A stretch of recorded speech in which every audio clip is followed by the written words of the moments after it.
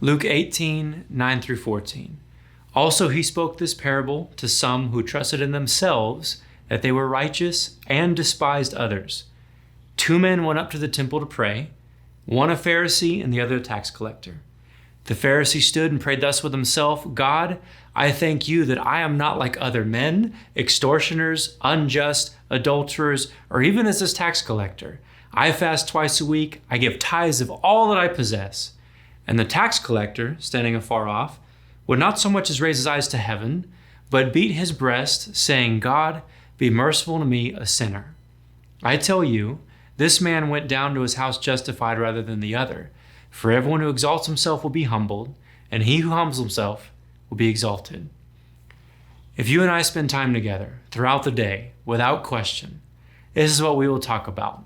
I will share with you how fall is the best season of the year because of leaves that change color, because of pumpkin-flavored everything, because it's high top season, and because simultaneously it's football and fantasy football season. And we will talk about how the Dallas Cowboys will make you smile through the fall, only to crush your heart every winter. And we will converse about how comedy is the best medicine, be it stand-up shows or movies. And we will discuss leadership books written by brilliant minds. And we will share on what Jesus shared through declaration and demonstration. And at some point, I will tell you how my 5-month-old daughter likes to wake up 5 times a night, but when her green eyes make contact with mine, it's all okay again. This is because from the overflow of the heart, the mouth speaks.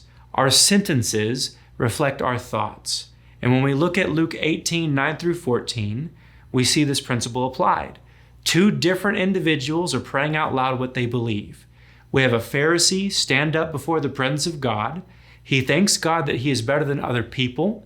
He shares with God how others have done wrong, but he himself has done right. His prayer reveals his theology.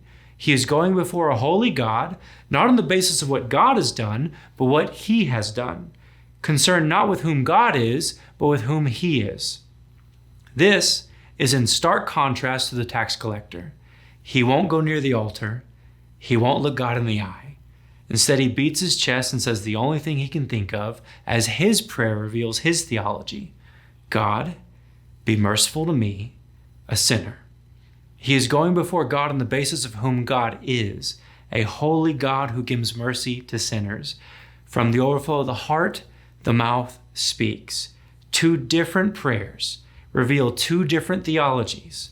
One is built on a belief in self, the other is built on a belief in God. One believes in self-righteousness, the other believes in God's righteousness to listen, to pardon, to give. And this is the point. From the overflow of the heart, the mouth speaks. If our prayers reveal what we think about God, then what does a lack of prayer reveal about what we think of God? If I am not praying to Jesus, there must be a part of me that does not believe God is that holy and I am not that bad. There must be a part of me that does not believe in God's all-sufficiency as I believe too much in my own self-sufficiency. May Jesus then make scales fall off of our eyes, that we can see just how good God is in comparison to our filthy rags of righteousness, and that his arm is not short, although ours are, and that we can ask and seek and find, because Jesus taught us God is also Father. So help us, Jesus, to see you for who you are, to see ourselves for who we are, and to pray accordingly. Amen.